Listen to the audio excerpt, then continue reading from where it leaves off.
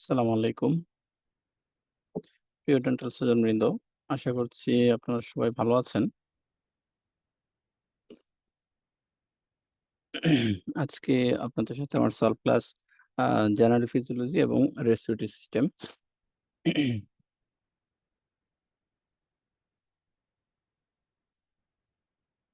আজকের সলভ ক্লাসে আমি আছি ডক্টর আহমদ সুলাইমান শরীফ।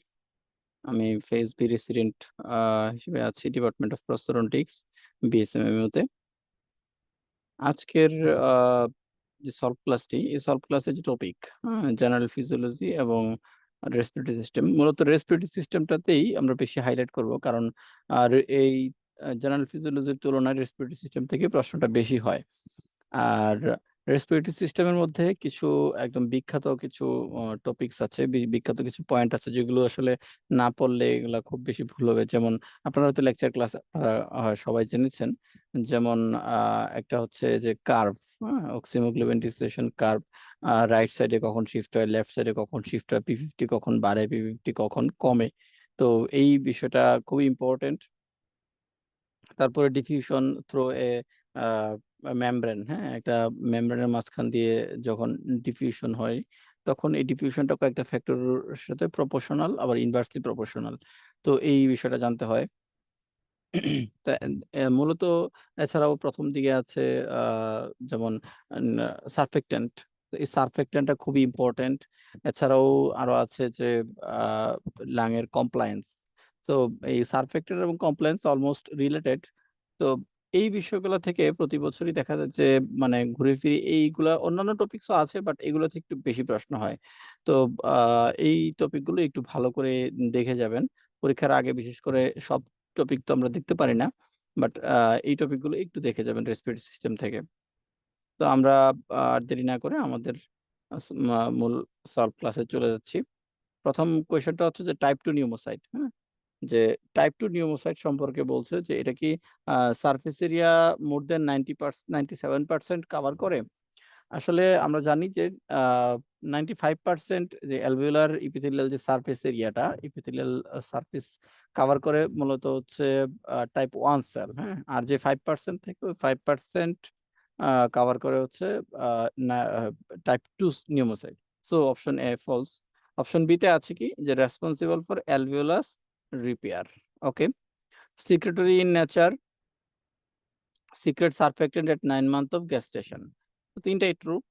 আর অপশন ই তে আছে cover 95% of alveolar epithelial. No, এটা আমরা একটু আগেই বলেছি যে 5%। Okay? Inspiratory muscle during quiet breathing. কিছু মাসল আছে এক্সপিরেশন এ হেল্প করে, কিছু মাসল আছে আ ইন্সপিরেশন এও হেল্প করে। তো এখানে বলছে যে inspiratory muscle during quiet breathing. Quiet breathing এ আ কি মাসল কাজ করে আমরা একটু যদি জানি যে ডায়াফ্রাম একটা মাসল আছে, আরেকটা আছে এক্সটার্নাল ইন্টারকোস্টাল মাসল। ওকে? তো আপনাদের বইয়ে আ এটা আমার বইয়ের আ একটা ছবি। আমি বিভিন্নভাবে এখানে এক্সট্রা ইনফরমেশন এড করতাম। এখন আপনাদের নতুন শিটে হয়তো আরো অনেক মডিফিকেশন এসেছে। তো আমার বইটাতে এরকম ছিল। তো আমি আমার ইয়েতে দেখেন যে ১ম এই লেখা আছে কোয়াইট এন্ড ফোর্সফুল ইন্সপিরেশন এ এক্সটার্নাল ইন্টারকোস্টাল এবং ডায়াফ্রাম কাজ করে এবং এগুলো হচ্ছে কি মেজর মাসল। আমি পাশে লিখে রেখেছিলাম যে major muscle of inspiration. Okay? But deep inspiration বা ফোর্সফুল ইন্সপিরেশন এ আরো কিছু মাসল আছে। আবার ডান পাশে মাসল অফ এক্সপিরেশন। ওকে? আসলে এক্সপিরেশন বলতে কোয়াইট কোনো এক্সপিরেশন নাই। এটা যেটা আমরা করি সেটাই হচ্ছে মূলত ফোর্সফুল এক্সপিরেশন। আর কোয়াইট এক্সপিরেশন দেখেন লেখা আছে, আমি লিখে রেখেছি যে কোয়াইট এক্সপিরেশন এ কোনো মাসল কাজ করে না। এটা একটা প্যাসিভ প্রসেস। আর ইন্সপিরেশনটাকে যেহেতু এটা মাসল কাজ করে, সো এটা একটা অ্যাক্টিভ প্রসেস। ওকে? সো যা মাসল কাজ করবে সব ফোর্সফুল এক্সপিরেশন এ কাজ করবে। ওকে। সো কি আছে? ইন্টারকোস্টাল আ ইন্টারকোস ইন্টারনাল ইন্টারকোস্টাল, সাবকোস্টাল, আ তারপরে আবার ফোর্সফুল আরো ট্রান্সভার্স থোরাসিক, তারপর রেক্টাস অ্যাবডোমিনালিস এরকম আরো কয়েকটা আছে। তো আপনাদের বইয়ে হয়তো এই ৪ টার নিচেই লেখা আছে যে muscles a needed for both expression and inspiration. আমার শিটে লেখা ছিল। আমি আলাদা করে বের করে রেখেছিলাম যে বোথ এক্সটার্নাল এবং এক্সপিরেশন অ্যান্ড ইন্সপিরেশন এ কোন মাসল হেল্প করে? ইন্টারকোস্টাল, সেটা এক্সটার্নাল হোক, ইন্টারনাল হোক। স্যারেটাস পোস্টেরিয়র, সেটা সুপিরিয়র হোক, ইনফিরিয়র হোক।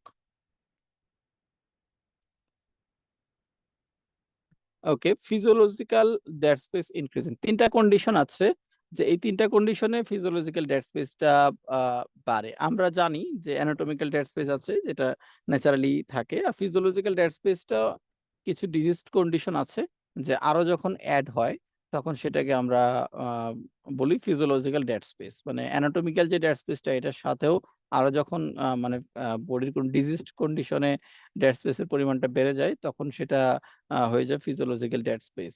ওকে, সো ফিজিওলজিক্যাল ডেড স্পেসটা ইনক্রিজড হয় কোন কোন কন্ডিশনে? আমরা তিনটা কন্ডিশন একদম নাম ধরে আমরা মুখস্থ রাখবো, সেটা হচ্ছে পালমোনারি এম্বোলিজম, টিউবারকুলোসিস এবং fibrosing alveolitis.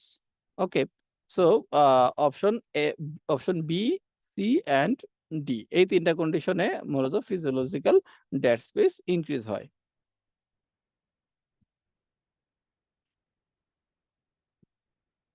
Following biological substance produced in the lungs. Okay, so এখানে শুধু বলছে যে লাংসে কোনটা প্রোডিউসড হয়, আবার কিছু কিছু আছে লাংসে সিক্রেশন হয়, আবার লাংসে কনভার্সন হয়, তারপর অ্যাক্টিভেশন হয় বিভিন্নভাবে। আপনাদের সেটা একটা চার্ট আছে, চার্টের মধ্যে কিছু ইনফরমেশন আছে। এই প্রশ্ন জানতে চাচ্ছে যে শুধু বায়োলজিক্যাল সাবস্টেন্স কোনটা লাংসে প্রোডিউসড হয়। ওকে, সো এখানে লাংসে প্রোডিউসড কোনগুলো হয় সেটা আমরা একটু দেখব। সো আমরা জানি যে সারফেক্ট্যান্ট এটা কিন্তু টাইপ 2 নিউমোসাইটের মাধ্যমে হয়। আমরা একটু আগেই পড়েছি। প্রোস্টাগ্ল্যান্ডিনটা হয়। আবার সাথে হিস্টামিনটা হয়। তো এগুলো হচ্ছে লাংসের মধ্যে প্রোডিউসড হয়। ওকে? অ্যানজিওটেনসিন 2 টা কনভার্সন হয়। আচ্ছা। দেখেন সেরোটোনিন আমরা পেয়েছি। সেরোটোনিনটা কি হয় এখানে? যে partially remove from the blood.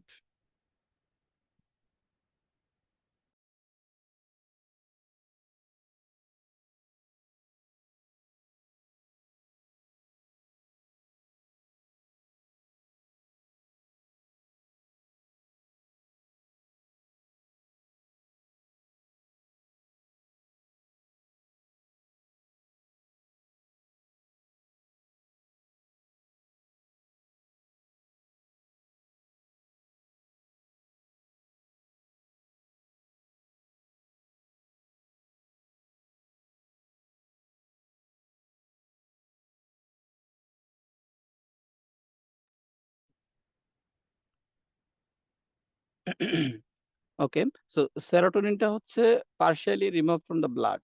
Okay, so আ এটা লাংস এর মধ্যে সিনথেসাইজড হয় না। আমরা যদি এই চার্টটা একটু দেখি, দেখেন সারফেক্টেন্টটা সিনথেসাইজড হয়। লাংস ইউজড হয় সেটা পরের কথা, বাট সিনথেসাইজড হচ্ছে। আরো কি সিনথেসাইজড হয়? সেটা হচ্ছে প্রোস্টাগ্ল্যান্ডিন, হিস্টামিন এবং ক্যালিক্রিন। সো এগুলো লাংস এর মধ্যে সিনথেসাইজড হচ্ছে। তাহলে আ প্রোস্টাগ্ল্যান্ডিন আছে, সারফেক্টেন্ট আছে, আবার হিস্টামিন আছে। ওকে? আবার এনজিওটেনসিন 2 টা যেটা আমরা একটু আগে বলেছিলাম যে কনভার্সন হয়। দেখেন activated in the lungs. Angiotensin 2 activated হয় ফ্রম এনজিওটেনসিন 1। ওকে, এনজিওটেনসিন 1 থেকে এনজিওটেনসিন 2 টা হয় অ্যাক্টিভেট হয়।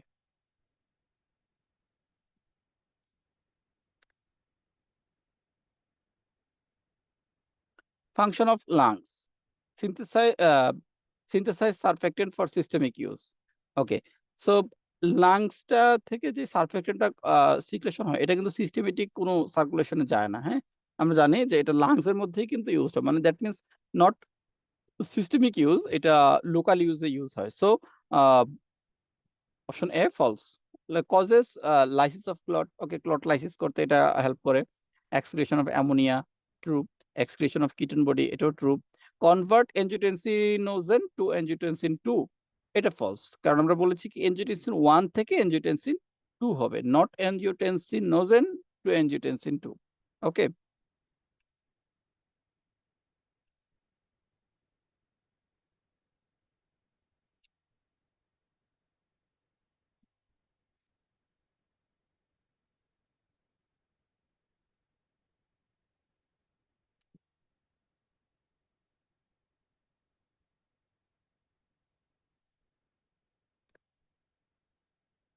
In inspiration.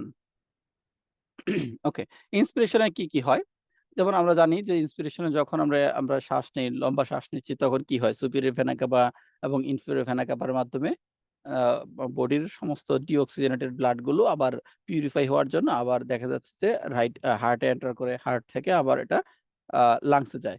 সো হার্টের প্রথমে কোথায় এন্টার করে, সেটা রাইট এট্রিয়ামে আসে, রাইট এট্রিয়াম থেকে রাইট ভেন্ট্রিকুলে যায়।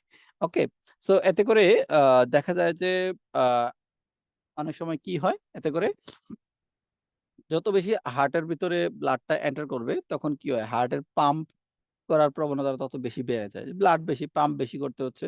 দ্যাট মিনস তাহলে কি হবে, হার্ট রেটটা ইনক্রিজ হবে। ঠিক আছে? এবং এভাবে যত বেশি পাম্প করছে, আবার ব্লাড আ বের করে দিচ্ছে। তো এর কারণে একটা সময় পরে সেকেন্ড হার্ট সাউন্ডটাও কি হয়, স্প্লিটিং হয়। ঠিক আছে? এখানে মনে রাখবেন বিপি সবই কমবে। শুধুমাত্র জেভিপি, জুগুলার ভেনাস প্রেশার যেটা, সেটা সেটা দেখেন জাস্ট এই ইয়েটাতে দেখেন জুগুলার ভেনাস প্রেশার রিডিউস হবে। ওকে? তারপর হচ্ছে ব্লাড প্রেশার এটাও ফল করবে। Okay? Jugular venous pressure, blood pressure কমবে। হার্ট রেটটা অ্যাক্সেলারেটেড হবে। Okay. Right ventricle output, left ventricular output. এখানে কি হয় দেখেন, রাইট ভেন্ট্রিকুলার কথা চিন্তা করি আমরা। রাইট এট্রিয়ামে যখন ব্লাডটা এন্টার করলো, রাইট এট্রিয়াম থেকে সেটা রাইট ভেন্ট্রিকুলার যাবে। সো এই যে রাইট এট্রিয়াম এবং ভেন্ট্রিকুলার এদের আউটপুটটা কি হবে? ধীরে, ধীরে বাড়তে থাকবে। এরপরে লাংসে যাবে। লাংসে গিয়ে তারপরে আবার পিউরিফাই হওয়ার সময় তখন আবার এটার পরিমাণটা কমে যায়। তখন আ লেফট এট্রিয়ামে গিয়ে সেটার পরিমাণটা কমে। ওকে? ইন্সপিরেশন এর সময়।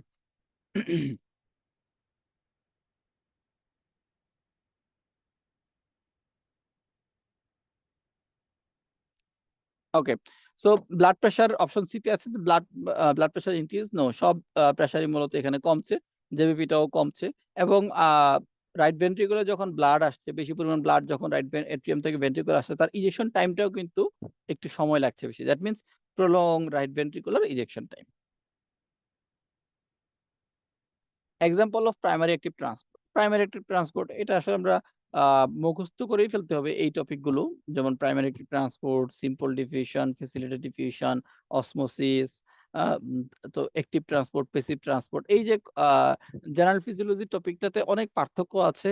আবার এরকম মেমব্রেনের উপর ডিপেন্ড করে সেমি পারমেবল মেমব্রেন, পারমেবল মেমব্রেন কোনটাতে প্রয়োজন, কোনটাতে প্রয়োজন না, কোনটাতে ক্যারিয়ার প্রোটিন প্রয়োজন, কোনটাতে ক্যারিয়ার প্রয়োজন নাই। তো এরকম অনেক ইনফরমেশন আছে। এগুলো একদম আপনারা মুখস্থ করে ফেলতে হবে। হ্যাঁ? যতটুকু বুঝতে পারেন আমরা বুঝবো। বাট আমাদের মুখস্থ করে ফেলতে হবে এইগুলা। এইগুলা আসলে আমরা ইমাজিনারি একটা আ আইডিয়া রাখতে হবে। কারণ এগুলা তো আসলে প্র্যাকটিক্যালি এখন আমরা দেখার সুযোগ নাই। সো আ সোডিয়াম, পটাশিয়াম পাম্প এবং hydrogen pump. Okay? Sodium, potassium pump এবং হাইড্রোজেন পাম্প এই ২ টা হচ্ছে প্রাইমারি অ্যাক্টিভ ট্রান্সপোর্ট। ওকে? আর sodium, calcium, sodium hydrogen counter transport এগুলো হচ্ছে secondary active transport. Regarding residual volume. Residual আ ভলিউম সম্পর্কে কি জানতে চাচ্ছেন? ওকে। মোট কথা হচ্ছে লাংসের মধ্যে আমরা এক্সপিরেশন এর পরে লাংস কি পরিমাণ আ ভলিউমের গ্যাস থাকে ফোর্সফুল এক্সপিরেশন এর পরে, সেটা হচ্ছে residual volume. Okay? So measured by spirometry? No, এটা আমরা স্পাইরোমেট্রির মাধ্যমে মেজার করতে পারি না। বাট এটা রেসিডুয়াল ভলিউমটা ইউজুয়ালি একটা অ্যাডাল্ট পেশেন্টদের ক্ষেত্রে কত থাকে এই পরিমাণটা ১২০০ এমএল থাকতে পারে। ওকে। এখন আছে অপশন সি এবং অপশন ই তে একটু যদি আমরা খেয়াল করি যে এখানে আছে যে decrease in obstructive disease, increase in restrictive disease. Okay. এখন এই অবস্ট্রাকটিভ এবং রেস্ট্রিকটিভ টা একটু বোঝার চেষ্টা করি। অবস্ট্রাকশন টা হচ্ছে যে অবস্ট্রাকশন হয়ে আছে, এখান থেকে কোনো গ্যাস বের হতে পারছে না। ওকে? আর রেস্ট্রিকশন হচ্ছে যে এমনভাবে রেস্ট্রিকশন দেয়া আছে, রেস্ট্রিক্টেড এখানে নো এন্ট্রি। ঠিক আছে? বাইরে থেকে কোনো গ্যাস এখানে ঢুকতে পারবে না। ওকে। তাহলে রেসিডুয়াল ভলিউম কোনটার ক্ষেত্রে কি হয়? অবস্ট্রাকটিভ এ কি হয়? আর তাহলে দেখেন যে যদি গ্যাস বাইরে বের হতে নাই পারে, রেসিডুয়াল ভলিউমটা কি বাড়বে না কমবে? ডেফিনিটলি যদি বাইরে বের হয়ে যেত তাহলেই তো রেসিডুয়াল ভলিউমটা কমে যেত। বাট যেহেতু বের হতে পারছে না, বাট আমাদের রেসিডুয়াল ভলিউমের পরিমাণটা দিন, দিন ওই লাক্সের মধ্যে বাড়ছে। সো অপশন সি তে বলা আছে ডিক্রিজ ইন অবস্ট্রাকটিভ। নো, এটা ইনক্রিজ হবে অবস্ট্রাকটিভ এ। আবার অপশন ই তে বলছে increase in restrictive no, restrictive এ তো কমবে। হ্যাঁ? রেস্ট্রিকটিভ তো ঢুকতেই পারছে না, সো বাড়বে কিভাবে? ওকে? সো অপশন সি, ই ২ টাই ফলস। আর অপশন ডি তে আছে গ্যাস রিমেইনিং, যেটা বললাম যে এটাই তো তার ডেফিনিশন যে ফোর্সফুল এক্সপিরেশন এর পরে যেটা থাকে সেটাই residual volume.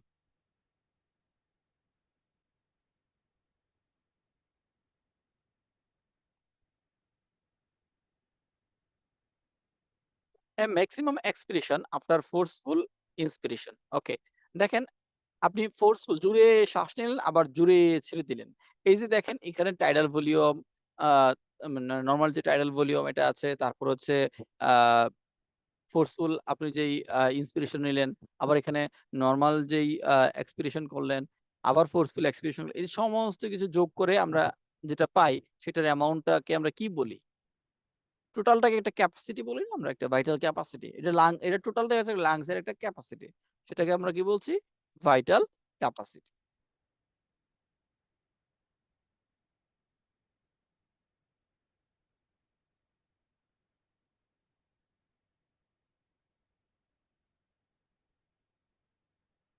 Regarding vital capacity. Okay. So vital capacity সম্পর্কে জানতে চাচ্ছে। একটা জিনিস খেয়াল রাখবেন যে এনি টাইপ অফ ক্যাপাসিটি আপনার যেকোনো প্রবলেমেই আপনার যেকোনো ক্যাপাসিটি কমবে। তাই না? এটা সহজ কথা। এটা একটা একদম বেসিক কথা যে আপনার একটা জিনিসের ক্যাপাসিটি কখন কমবে? আপনার যখন একটা রোগ হবে, একটা ডিজিজ হবে বা কোনো একটা প্রবলেম হবে, একটা নেগেটিভ কোনো একটা ইফেক্ট পড়বে, তখনই তো আপনার ক্যাপাসিটি কমবে। ঠিক আছে? তাহলে এয়ারওয়ে রেজিস্ট্যান্স হলে ভাইটাল ক্যাপাসিটি কি কমবে না বাড়বে? এয়ারওয়ে রেজিস্ট্যান্স আপনার রেস্ট্রিকশন আছে। তাহলে কি ভাইটাল ক্যাপাসিটিটা কমবে না? So option A false. Chest deformity আছে, ভাইটাল ক্যাপাসিটি কি হবে? কমবে। ভাইটা uh vital capacity is highest in upright position. আপনি এরকম যদি সরাসরি থাকেন, তাহলে এই কন্ডিশনে কি ভাইটাল ক্যাপাসিটি থাকেন? আপনি একটু হেলান দিয়ে যখন বসবেন, আপনার একটা আরাম নিয়ে বসলে তখন দেখেন রিক্লাইন্ড পজিশন। ওকে? সো রিক্লাইন্ড একটু আপনি যখন হেলান দিয়ে বসবেন তখন আপনি ক্যাপাসিটি একটু বেশি পাবেন। ওকে। Vital capacity is 20 to 25% less in male than female. Male এর ক্ষেত্রে কম? নো, এটা উল্টা। ফিমেল এ কম। Okay? Vital capacity is decreased in congestive cardiac failure.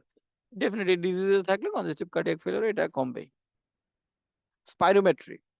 Spirometry can measure. স্পাইরোমেট্রির মাধ্যমে কি মেজার করা যায় অ্যাকচুয়ালি? ওকে?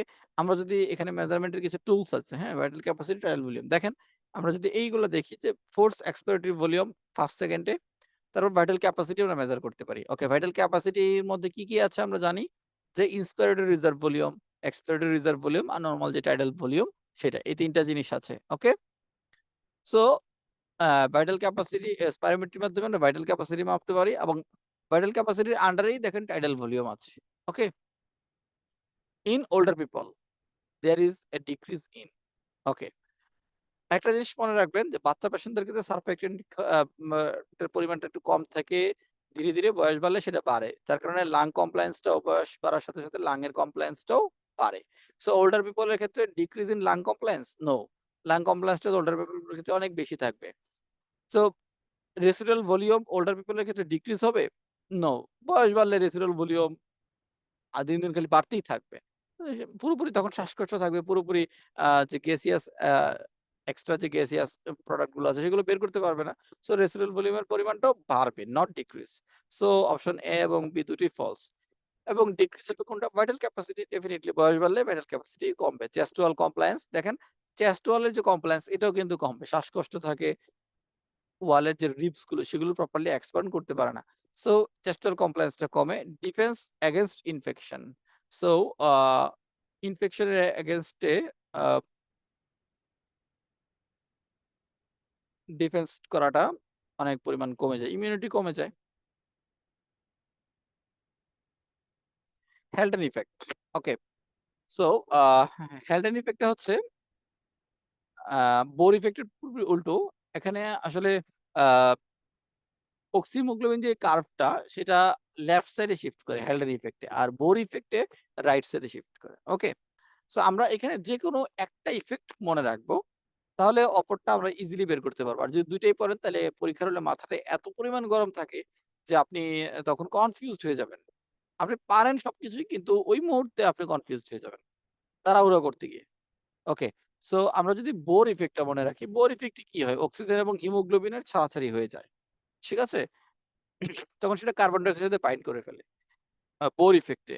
অক্সিজেন এবং এটা আমরা মনে রাখতে পারি যে অক্সিজেন এবং হিমোগ্লোবিনের দীর্ঘদিনের একটা আ বন্ডিং থাকে। এই বন্ডিংটা একসময় বোর হয়ে যায়। সো এখান থেকে মূলত বোর ইফেক্টটা আমরা মনে রাখতে পারি যে এভাবেই তখন সেটা বোরিং ইফেক্টের কারণে এদের মধ্যে ছড়াছড়ি হয়। সম্পর্ক বোর হয়ে যায়। সো দেন এই অক্সিজেন হিমোগ্লোবিনটা তখন কার্বন ডাই অক্সাইড এখানে চলে আসে, নতুন করে কার্বন ডাই অক্সাইডটা রোল প্লে করে।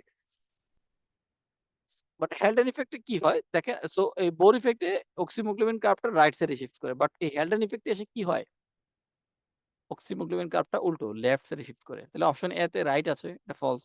এবং এখানে দেখেন মোর অক্সিজেন ডিসোসিয়েশন কথাটা মূলত হচ্ছে বোর ইফেক্টের ক্ষেত্রে এটা প্রযোজ্য। কারণ আমি যেটা বললাম যে হিমোগ্লোবিনের সাথে অক্সিজেনের ছাড়াছাড়ি হয়, মানে ডিসোসিয়েশন হয় বেশি বোর ইফেক্টে, হ্যালডেনে না। ঠিক আছে? Depends on partial pressure of oxygen in blood. ওকে, এটা ট্রু। এটা হ্যালডেন ইফেক্টটা লাংস লেভেলে হয়, not in the tissue level. Okay, displace carbon die oxide from blood, blood থেকে কার্বন ডাই অক্সাইডকে ডিসপ্লেস করে। ওকে, এটা ট্রু। এই প্রশ্নগুলা যে type 1 respiratory ফেলিউরের cause, type 2 respiratory ফেলিউরের cause, তারপর হচ্ছে restrictive airway disease, obstructive airway disease, এই আ কোয়েশ্চেন গুলো আসলে মুখস্থ করে ফেলতে হবে পয়েন্ট গুলো, হ্যাঁ? এটা আসলে বোঝার কিছু নাই। আপনি এখানে বুঝেও কিছু হবে না। এটা যারা পালমোনোলজিতে যারা ভবিষ্যতে পোস্ট গ্রাজুয়েশন করবে এদের বিষয়টা মেকানিজম বোঝা। আমাদের শুধু মুখস্থ করা পর্যন্তই। Okay? So example of restrictive airway disease কি আছে এখানে? প্রথমেই দেখেন, প্রথম অপশনে আছে অ্যাজমা আর অপশন ই-তে আছে সিওপিডি। এই ২ টা ছাড়া সার্কোইডোসিস, ব্রঙ্কিয়েক্টিসিস, চেস্টাল ডিফর্মিটি। ওকে? সো এ এবং ই এগুলো হচ্ছে অবস্ট্রাকটিভ এয়ারওয়ে ডিজিজ। আর অপশন ই-তে তো নামের মধ্যেই আছে ক্রনিক অবস্ট্রাকটিভ পালমোনারি ডিজিজ। এই ২ টা হচ্ছে অবস্ট্রাকটিভ এয়ারওয়ে ডিজিজ। আর বাকি যে ৩ টা আছে সেগুলো হচ্ছে restrictive airway disease.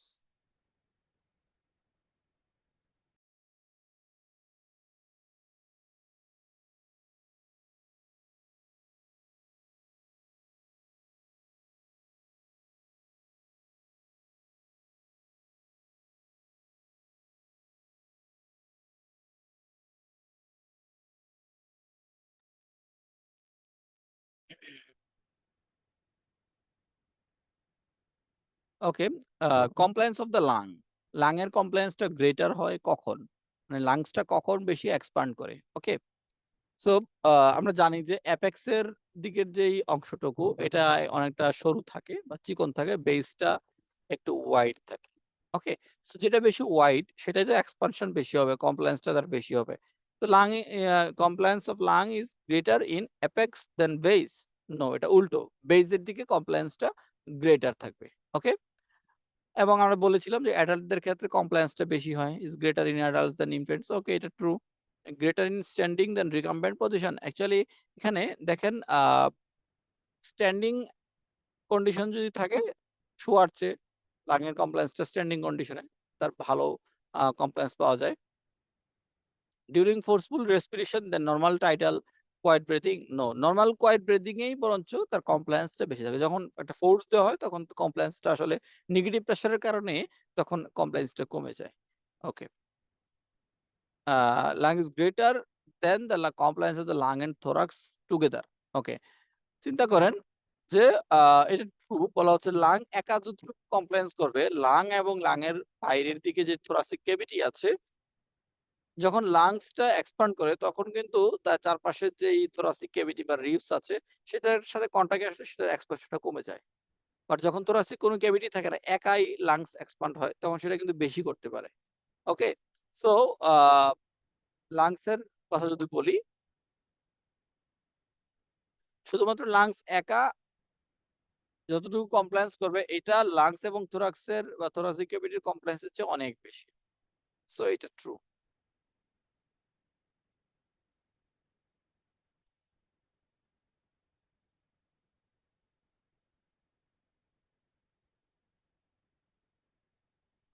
Effects of exercise on respiration. Okay?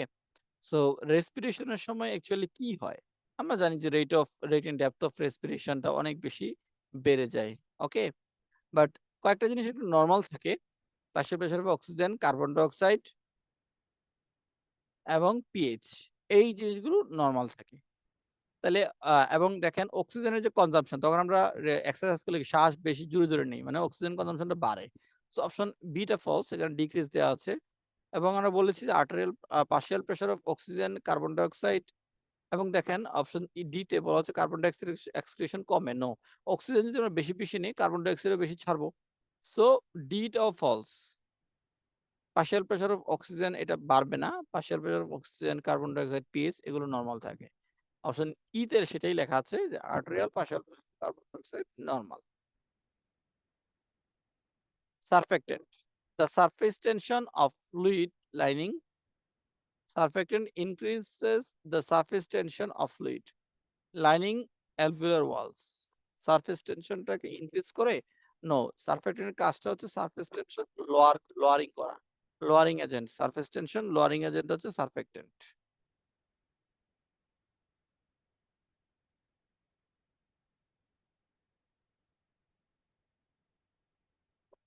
is secreted by type 2 alveolar epithelial cell, ঠিক আছে।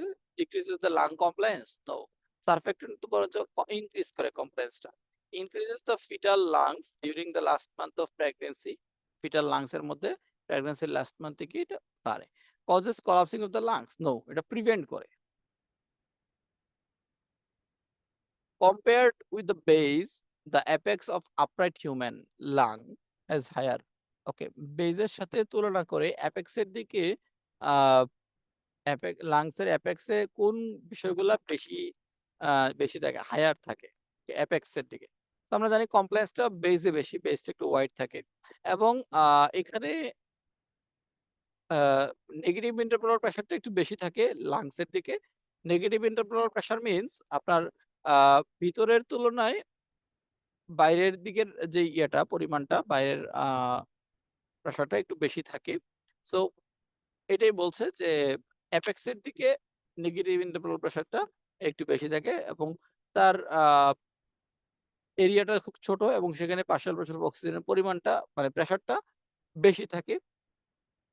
বাট ভেন্টিলেশন, ব্লাড ফ্লো বা পারফিউশনের কথা যদি বলি, এগুলো কম। এগুলো পেজের দিকে একটু বেশি থাকে কারণ এটা ওয়াইড থাকে। সো ওখানে পেজটা বেশি ওয়াইড থাকে এবং ওখানে ভেন্টিলেশন বা পারফিউশন বা ব্লাড ফ্লো ওগুলো বেশি হওয়ার চান্স থাকে। আর অ্যাপেক্সটা তো ন্যারো থাকে অল্প একটু জায়গায়, সেখানে হলেও এটা বেজের তুলনায় অনেক কম থাকে।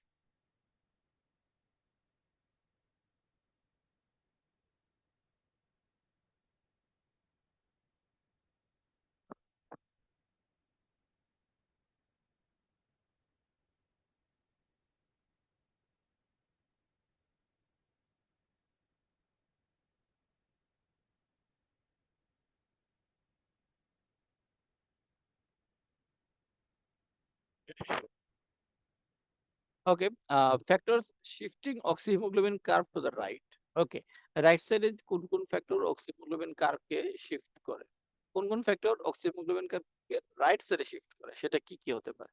আমরা জানি, আমরা যদি একটা সূত্র মনে রাখি, যেমন এটাকে বলছি আমরা ক্যাডেট দিয়ে মনে রাখি। দেখেন, সিতে carbon die oxide, Ac2,3 DPG exercise এবং টিতে টেম্পারেচার। ওকে, সো এই যে সূত্রটা, এখানে যে ফ্যাক্টর গুলো আছে এরা মূলত রাইট সাইডে শিফট করায় অক্সিহিমোগ্লোবিন কার্ভ। ওকে, সো এখন দেখেন যে ফিটাল হিমোগ্লোবিন এটা ছিল না, এটা ফলস। এটা রাইট সাইডে শিফট করে না, লেফট সাইডে শিফট করে। বাট অ্যাসিড বা increase hydrogen ion, increase temperature, তারপর কার্বন এগুলো বাড়ায়, এগুলো রাইট সাইডে শিফট করে। এবং এক্সারসাইজ এটাও অবশ্যই, যেহেতু এটা আছে সূত্রের মধ্যে। But partial pressure of carbon dioxide decrease না ইনক্রিজ হলে তখন রাইট সাইডে শিফট করবে।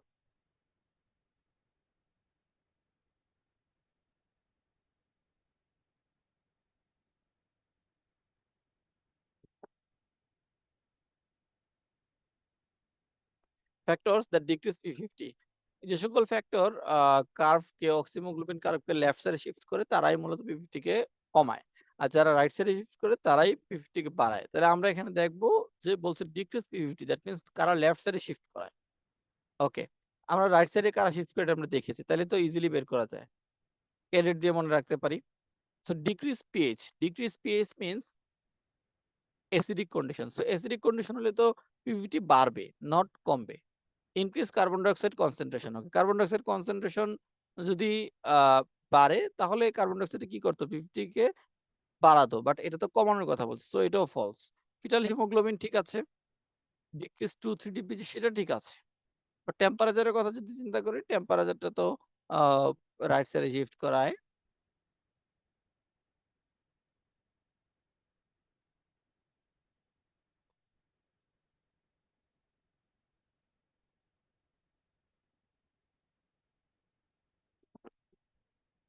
Rate of gas diffusion through the respiratory membrane. Rate of gas diffusion through the respiratory membrane is directly proportional to. Okay. So যদি একটা respiratory membrane থাকে, এখানে দিয়ে আমরা গ্যাস ডিফিউশন হবে। সারফেস এরিয়া যদি বেশি থাকে তাহলে বেশি গ্যাস ডিফিউশন হবে। এটা ট্রু। সলিউবিলিটি অফ গ্যাস যদি বেশি হয় তাহলেও বেশি গ্যাস ডিফিউশন হবে। মলিকুলার ওয়েট অফ গ্যাস যদি আ দেখা যাচ্ছে যে অনেক বেশি হয়ে থাকে, ওয়েটটা যদি বেশি হয়ে থাকে তাহলে কিন্তু তার ডিফিউশন কম হবে। Okay? Thickness of the membrane thickness এর উপরও ডিপেন্ড করে। থিকনেস বেশি হলে ডিফিউশন কম হবে, ইনভার্সলি প্রপোর্শনাল হবে। এবং আ ডিফিউশন কোএফিসিয়েন্সি যখন যদি বেশি হয় এটা ডিরেক্টলি প্রপোর্শনাল। ডিফিউশন কোএফিসিয়েন্সি বেশি হলে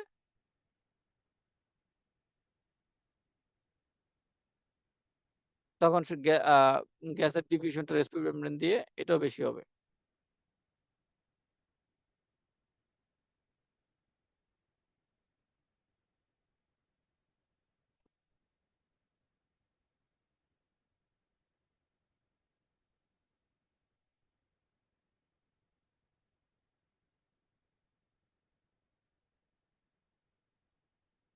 carbon dioxide is carried in the blood in the form of কি ফর্মে যায়? বাইকার্বনেট রূপেও আ আমরা ক্যারি করতে পারি। প্লাজমা প্রোটিন রূপেও ক্যারি করতে পারি, হিমোগ্লোবিনের সাথেও ক্যারি করতে পারি। ঠিক আছে? এবং কার্বক্সি হিমোগ্লোবিন বলতে আসলে কোনো যৌগ নেই। আ কার্বন ডাইঅক্সাইড যখন হিমোগ্লোবিনের সাথে আ বন্ডিং এ আসে তখন কার্বক্সি হিমোগ্লোবিন না, কার্বোমিনো হিমোগ্লোবিন হয়। ওকে? আর হিমোগ্লোবিন যদি বলতেই হয় তাহলে অক্সি হিমোগ্লোবিন। অক্সিজেনের সাথে হিমোগ্লোবিন হলে সেটা হচ্ছে অক্সি হিমোগ্লোবিন। বাট কার্বন ডাইঅক্সাইডের সাথে হিমোগ্লোবিন সেটা হচ্ছে কার্বোমিনো হিমোগ্লোবিন। তাহলে অপশন ডি ফলস।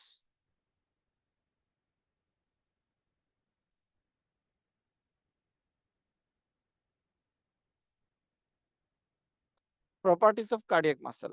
ওকে, কার্ডিয়াক মাসলের মধ্যে একটা রিদমিসিটি প্রেজেন্ট থাকে, can be fatigue no. Cardiac muscle তো এই জন্ম থেকে আজ পর্যন্ত এখন পর্যন্ত যে লাফাচ্ছে এটা কিন্তু কন্টিনিউয়াস, ফ্যাটিগ হচ্ছে না। ওকে? So voluntary? নো, এটা তো ইনভলান্টারি। ইন্টারক্যালেটেড ডিস্ক প্রেজেন্ট থাকে, মাল্টিপল নিউক্লিয়াস? নো, এটা সিঙ্গেল নিউক্লিয়াস থাকে। Decrease in arterial partial pressure of oxygen is a typical feature of. এখানে হাইপোক্সিয়ার কথা বলা হচ্ছে যে প্রথম যে হাইপোক্সিয়াটা আছে hypoxia is a typical feature of. এখানে কি হতে পারে? একটা হচ্ছে অ্যাজমার কারণে হতে পারে আর একটা হচ্ছে হাইপারভেন্টিলেশন। ওকে? সো অ্যাজমা এবং হাইপারভেন্টিলেশন। খেয়াল করেন কার্বন মনোক্সাইড পয়জনিং এটা আ অন্য একটা হাইপোক্সিয়ার কজ। সায়ানাইড পয়জনিং এটাও হিস্টোটক্সিক হাইপোক্সিয়া। দেখেন কার্বন মনোক্সাইড পয়জনিং এটা অ্যানিমিক হাইপোক্সিয়ার কজ। শক এটা stagnant হাইপোক্সিয়ার cause.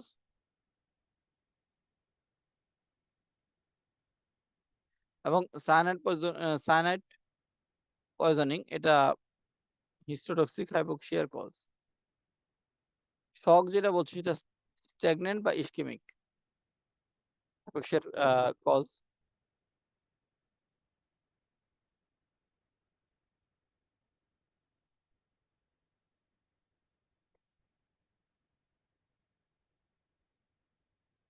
Okay, hypoxia is caused by, হ্যাঁ? হাইপোক্সিয়া পালমোনারি ইডিমার মাধ্যমে হতে পারে, অবস্ট্রাকশন এর মাধ্যমে হতে পারে, অ্যানিমিয়ার মাধ্যমে হতে পারে, নার্কোটিক্স এর মাধ্যমে হতে পারে।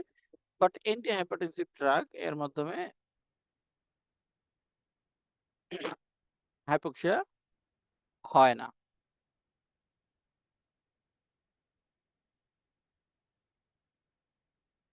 Following are the features of carbon dioxide retention.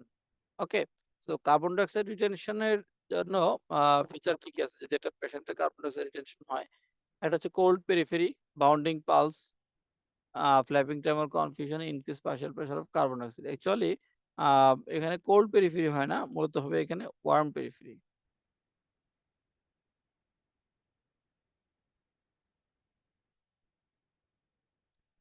Pulse oximeter, pulse oximeter is used in the measurement of, কি কি আমরা করি, রেট করি, স্যাচুরেশন করি।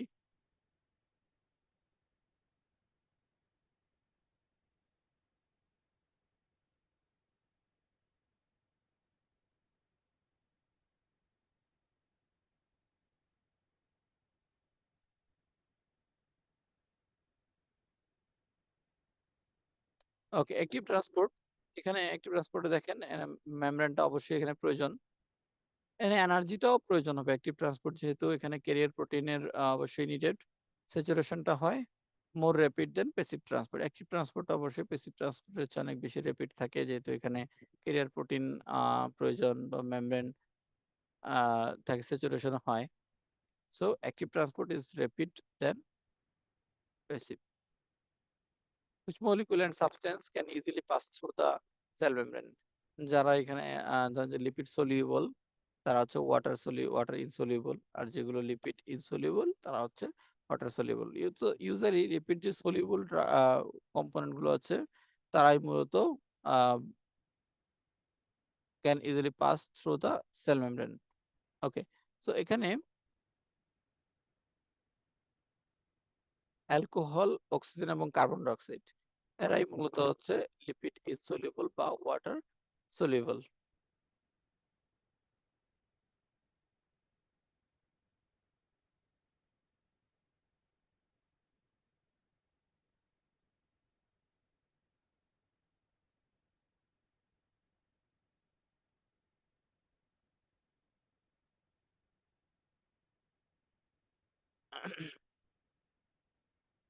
ওকে, টাইডাল ভলিউমটা কি? যে নরমালি আমাদের যে এক্সপিরেশন বা ইন্সপিরেশন যে ভলিউমটা আমরা ইউজ করছি সেটাই হচ্ছে মূলত টাইডাল ভলিউম। যেমন অপশন এ তে আছে the amount of air that normally moves into or out of the lungs in each respiration, প্রত্যেকটা রেসপিরেশনে যে পরিমাণ ব্লাড গুলা ছাড়ছি অথবা আবার গ্রহণ করছি সেটাই হচ্ছে মূলত টাইডাল ভলিউম।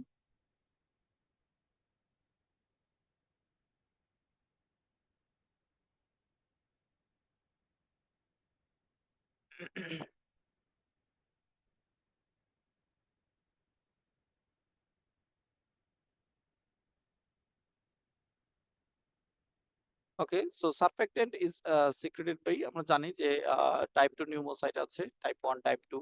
সো টাইপ 2 নিউমোসাইটের মাধ্যমেই 9 মান্থ অফ গ্যাস্টেশনে দেখা যায় যে সারফেক্টেন্টটা সিক্রেশন হয় এবং এটা লাংসে কিন্তু এটা ইউজ হয়।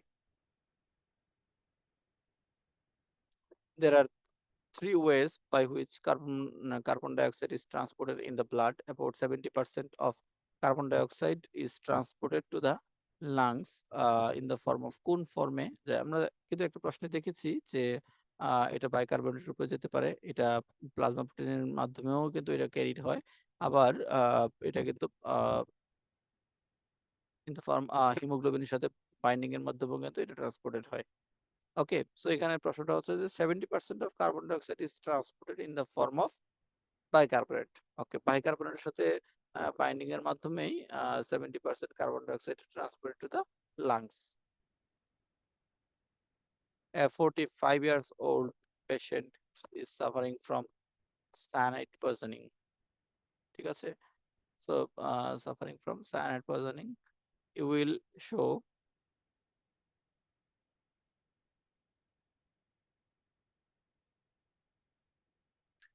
তো একটা জিনিস এখানে আমরা খেয়াল রাখবো, এখানে আমরা যে হাইপোক্সিয়ার 4টা টাইপ আছে, তো এই 4টা টাইপের মধ্যে কোনটা হতে পারে? দেখেন suffering from cyanide poisoning. Okay, will show cyanide poisoning এর কারণ, সায়ানাইড পয়জনিংটা আমরা জানি যে স্ট্যাগনেন্ট, ইসকেমিক, বিভিন্ন ধরনের হাইপোক্সিয়ার কথা বলা হচ্ছে। তো এখানে মূলত হিস্টোটক্সিক হাইপোক্সিয়া, যেটা হিস্টোটক্সিক হাইপোক্সিয়ার মধ্যে এই হিস্টোটক্সিক হাইপোক্সিয়ারই একটা কজ হচ্ছে সায়ানাইড পয়জনিং। আমরা যদি আগের যেই হাইপোক্সিয়ার যে একটা চার্ট দেখেছিলাম একটু আগে, ওটা যদি আরেকবার একটু আমরা দেখি, যেমন প্রথমটা ছিল যে hypoxic hypoxia, anaemic hypoxia. Hypoxic হাইপোক্সিয়াতে কি হয়, শুধুমাত্র পার্শিয়াল প্রেসার অফ অক্সিজেনটাই কমে। ওকে, এনিমিক হাইপোক্সিয়াতে কি হয়, পার্শিয়াল প্রেসার অফ অক্সিজেনটা যে ক্যারি করে নিয়ে যাবে যে হিমোগ্লোবিনটা, সেটার পরিমাণ কমে যায়, বাট পার্শিয়াল প্রেসার অফ অক্সিজেনটা ঠিক থাকে। স্ট্যাগনেন্ট হাইপোক্সিয়াতে কি হয়, এখানে যে যে ব্লাড ফ্লোটা টিস্যুর মধ্যে যাবে, যে টিস্যুতে যাবে সে ব্লাড ফ্লোটা কম, ওকে, এটা হচ্ছে স্ট্যাগনেন্ট। টিস্যুটা ঠিক আছে, পার্শিয়াল প্রেসার ফর অক্সিজেন ঠিক আছে, হিমোগ্লোবিন ঠিক আছে, বাট যে ব্লাডের মাধ্যমে যাবে ব্লাড ফ্লোটা কম সেখানে। আরেকটা হচ্ছে সবই ঠিক আছে আগেরগুলো, শুধুমাত্র এখানে টিস্যু যে ক্যাপাবিলিটি বা ইউজ করার যে টেন্ডেন্সিটা সেটা কম। Okay, so unable to use carbon dioxide. তো এখানে তাহলে দেখেন হিস্টোটক্সিক হাইপোক্সিয়ার কজ কি আছে? Cyanide poisoning and narcotics.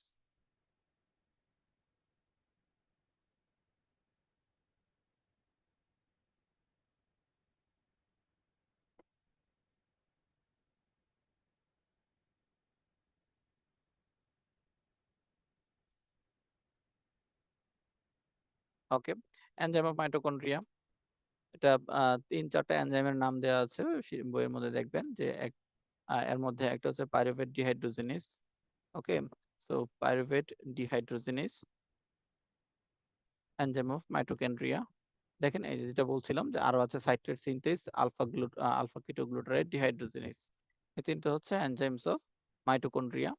And RNA কোন অর্গানের মধ্যে বা কোন কম্পোনেন্টের মধ্যে আসলে অ্যাবসেন্ট থাকে? সবগুলোতেই থাকে, শুধুমাত্র প্লাজমা মেমব্রেনটা আছে। নিউক্লিয়াস, মাইটোকন্ড্রিয়া, মাইক্রোজোম, রাইবোজোম সবগুলোতেই পাওয়া যায়, শুধুমাত্র থাকে না হচ্ছে প্লাজমা মেমব্রেনের মধ্যে। এবং সোডিয়াম পটাশিয়াম পাম্পে কি হয় অ্যাকচুয়ালি, যে সোডিয়াম পটাশিয়াম পাম্পে ৩টা সোডিয়াম যদি আমরা স্টিমুলেটেড করি, তাহলে ৩টা সোডিয়াম সেল থেকে, সেলের ভিতর থেকে বের হয়ে যাবে, আর পটাশিয়াম গুলো সেলের ভিতরে ঢুকবে। ওকে, সো মূল কথা হচ্ছে efflux of 3 sodium ion, influx of 2 potassium ion. Okay, so এতে করে কি হয়? দ্যাট মিনস ব্লাডের মধ্যে যদি আমরা সোডিয়াম পটাশিয়াম পাম্পকে স্টিমুলেটেড করি, তাহলে কি হয় যে ব্লাড থেকে পটাশিয়ামের পরিমাণটা কমে এটা সেলের ভিতরে বেড়ে যাচ্ছে। তার মানে ব্লাডের মধ্যে পটাশিয়ামের পরিমাণ এখন যদি আমরা ইনহিবিশন করি, স্টিমুলেটেড করলে হচ্ছে ব্লাডে কমে যাবে। That means hypokalemia. But stimulated যদি ইনহিবিশন করি, তাহলে ব্লাডের মধ্যে ব্লাড থেকে কমছে না। তো ধীরে, ধীরে এটা বাড়বে ব্লাডের মধ্যে, দ্যাট মিনস হাইপারক্যালেমিয়া হবে। তাহলে দেখেন efflux of 3 potassium false, influx of 2 potassium false, influx of 2 sodium false, influx of 3 sodium false. Its inhibition causes hyperkalemia. এটাই তো ট্রু, তাই না? সো আমাদের আনসার হচ্ছে option E. Which cells of respiratory tract secretes histamine? এটা আমরা একটু মুখস্থ করে ফেলবো, যে এটা আছে এখানে রেসপিরেটরি ট্র্যাক্টের মধ্যে কোনটা হিস্টামিন সিক্রেট করে? Mast cell. মাস্ট সেলটা histamine secrete. A person with maximum expiration after forceful inspiration. Okay, so for the total volume of air expired is called কি? একটা ফোর্সফুল এক্সপিরেশন, একটা ফোর্সফুল ইন্সপিরেশন। টোটাল ভলিউম, এই যে নেওয়ার সময়ের সাথে টাইডাল ভলিউম অ্যাড হচ্ছে, টোটালটাকে আমরা কি বলছি? Definitely vital capacity. Okay, which substrate is synthesized and used in the lungs? যেটা লাংসে সিনথেসাইজড হবে, লাংসে ইউজড হবে। ওকে, সো আমরা জানি এটা যে সারফেক্টেন্ট। সারফেক্টেন্টটাই মূলত লাংসে সিনথেসাইজড হয়, লাংসে আবার এটা ইউজ হয়ে থাকে। So thank you. আজকের সলভ ক্লাসটুকু এই পর্যন্তই ছিল। আপনাদের কোনো জায়গায় কোনো প্রবলেম হলে অবশ্যই আপনারা আপনাদের হোয়াটসঅ্যাপ গ্রুপে আমাদেরকে জানাবেন। আমরা আপনাদের আনসার গুলো দেওয়ার চেষ্টা করবো ইনশাআল্লাহ। তো সেই পর্যন্ত থ্যাংক ইউ। আসসালামু আলাইকুম।